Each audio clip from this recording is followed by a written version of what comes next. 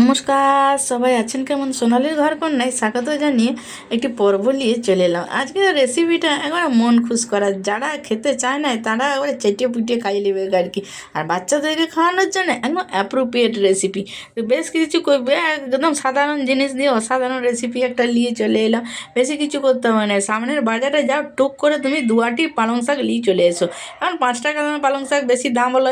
হ্যাঁ, তোমার যেমন প্রয়োজন হবে তুমি তেমন নিয়ে নেবে। পালং শাকটিকে তুমি একদম কুচু কুচু করে কাটিয়ে নিও। হ্যাঁ, যতটা পারবে ঝিরিঝিরি করে কাটার চেষ্টা করবে আর কি। সুন্দর করে তুমি পালং শাকটার মধ্যে আবার নুন দিয়ে ভালো করে মাখিয়ে মুখিয়ে রেখে দাও। পালং শাকটা কুচু কুচু করে ভালো করে ধুয়ে নেবে, সেটা বলতে তোমাদেরকে ভুলিয়ে গেলাম। হ্যাঁ, এরপর ভালো করে নুন দিয়ে ঢাকা দিয়ে রেখে দাও। এবার 1 মুঠার মতন মটরশুঁটিতে আমার একবার দানা বেড়ে গেছে। মটরশুঁটিটা আমি একটুখানি ভাপাতে দিচ্ছি। এদিকে আমি মুগ ডালটা প্রায় ঘন্টাখানেকের জন্য ভিজাই রেখেছিলাম। মুগ ডালটা এবার মিক্সির বাটির মধ্যে, জারের মধ্যে নিয়ে নিচ্ছি। এর মধ্যে 1 ইঞ্চির মতন আদা আর 3টের মতন কাঁচা লঙ্কা দিলাম। তোমার যেমন ঝাল লাগবে তুমি সেই রকম নিবে। এরপর যতটা সম্ভব জল ছাড়া এটাকে বেটে দেওয়ার চেষ্টা করবে। বিশেষ কিছু জলের দরকার পড়বে না আশা করি। এরপর এটাকে সুন্দর করে আমার বাটা হয়ে গেল। এদিকে আমি শুকনো কড়াইয়ে আমি একটুখানি বাদাম নিয়েছি। বাদামটা এসব একটু বেশ সুন্দর করে ভাজি নেবো। ভাজি নিয়ে হ্যাঁ দেখো দিবে ছাল মাল ছাড়াই, ছাড়া বাকাল ছাড়াই নিয়ে এবার এটাকে গুঁড়া করে নেবো।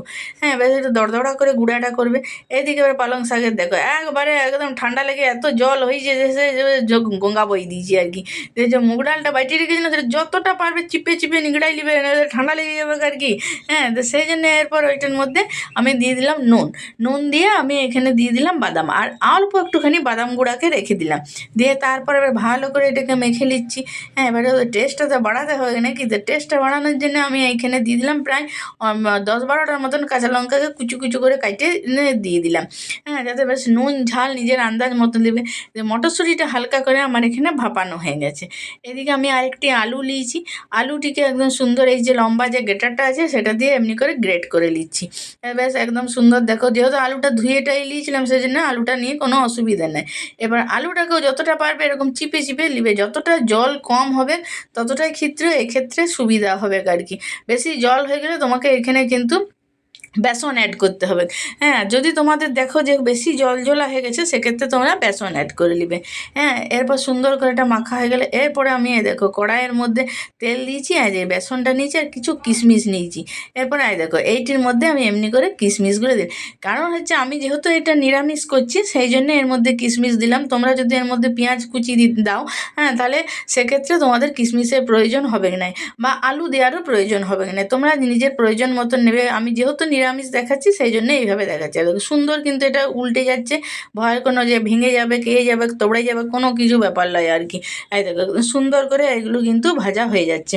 হ্যাঁ, এবার ভাজা যেরকম বেশ একটু লালচে লালচে বেশ আরশোলার গায়ের রঙের মতন রঙটি যখন হবে তখন টুকটুক করে তুলে নিয়ে এরকম আমি আবার খানকতক এর মধ্যে দিয়ে দিলাম। একটু ধীরে সুস্থে ধীরে ধীরে দিবে। আয় দেখো বড়া পকোড়াগুলো দেখো একবার। হ্যাঁ, এই ঠান্ডা গরম ভাত ডাল আর 2খানা পকোড়া হলে, 2-4খানা পকোড়া হলে ভাতটা সবাড়াই যাবে আর কি। হ্যাঁ, বাচ্চা থেকে বুড়া সবাই এবারে মন ভরে নেবে।